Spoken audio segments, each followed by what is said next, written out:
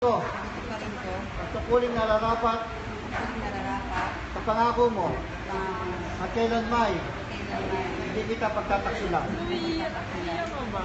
Umiyak ka ba? Wala sa bibig. Namumula lang yung mata yun. Walang tulog. Hindi ka to. Hawakan mo. Baliktad nga. Pangalan mo abang isang lalaki. Ano mo isusot? Ano? Jomar. Isusot mo. Ang singsing na ito. Bilang tanda Ilang tanda. ng aking walang hanggang Ang walang hanggang. pagmamahal sa iyo. Mamahal sa'yo.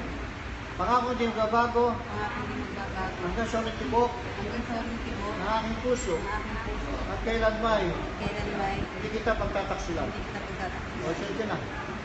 Sa kaliwa. Kaliwa, kaliwa. Sa kaliwa ang iso.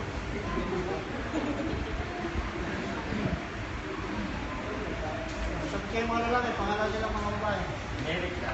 Tinatanggap ko Tinatanggap ko ang singsing na ito. sising na ito, Sabay ng pangako sabay ng pangako, at ito pa rin ko at tuparin ko ang tungkulin nararapat kung muling nararapat sa pangako mo sa pangako mo. at kailanmay At kailanman hindi kita pagtataksilan. hindi kita pagtataksilan. Ngayon po gaganapin natin ang pagsasabi ng aras mula sa lalaki sa babae. Ang aras na sinisuguro nito ay ang kabuhayan ng pamilya. Pagbilisalin, sa tayo. Pangalawang mga isang babae.